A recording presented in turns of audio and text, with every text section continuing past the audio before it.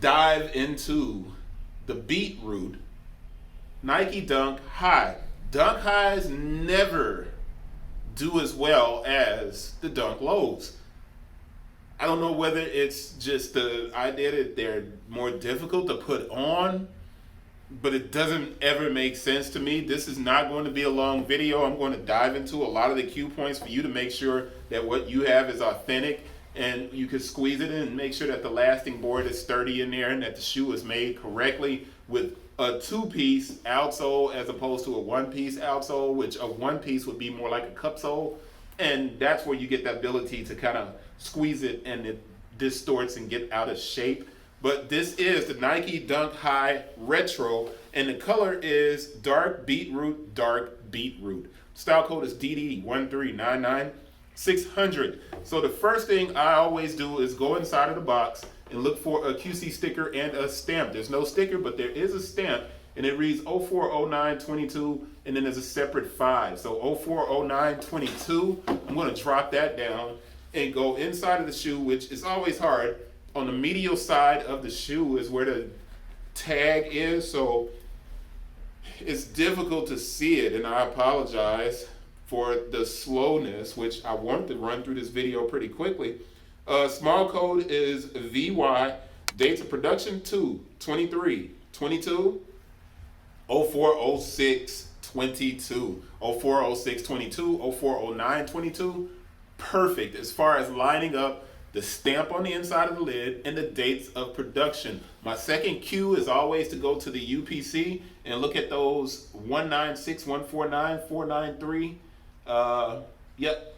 534 is the 10.5, women's size 12. I go back to the label. I'm going to look at the last 3 on that UPC, and it is 534. It's perfect. So those 2 cue points, first things I immediately go to. The next thing I go to is the tag or the RFID chip that's underneath for the supply chain. And they could use it for more than that. I don't know why they don't use it for more than that. But I know because I have my sticker and I have my Nike clearance sticker on there.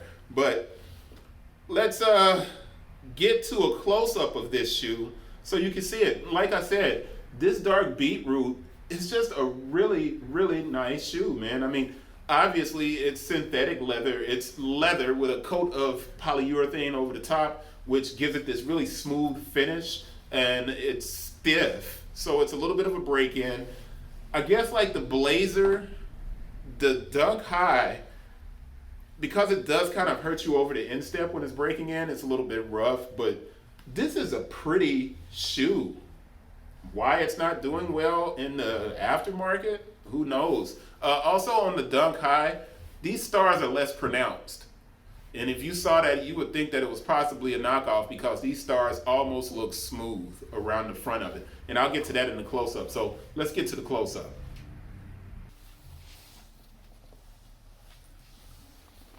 All right, I always like doing the close-ups of these shoes because I like doing the touch test and showing you guys that there's no flex on any of the leather here. You know that's coated with PU, which is basically a plastic, which is why the shoes feel like plastic.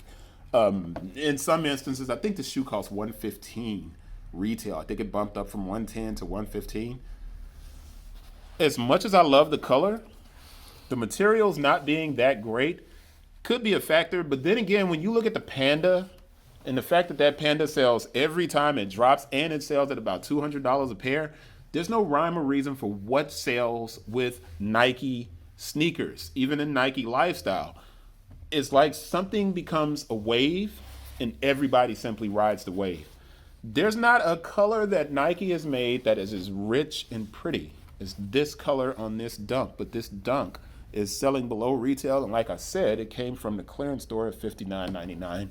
So what do you do if you're Nike and you have this situation with these Nike Dunk Highs? You begin to limit the production on them, and I think they're going to slowly limit the production.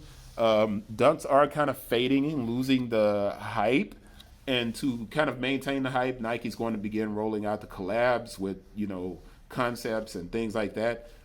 But I like this shoe. I think it looks like a boot, in a way to me, especially in the wintertime. It just looks great. And I'm going to wrap this video up because there's not a lot to look at on this one, and I'm not going to hold you that long. That's it. Any questions, hit me. I think this one I will probably have on the site at a really fair price, basically at retail. So if you want to grab it, then you can go in and grab it. I'll see you guys on the next one. Peace.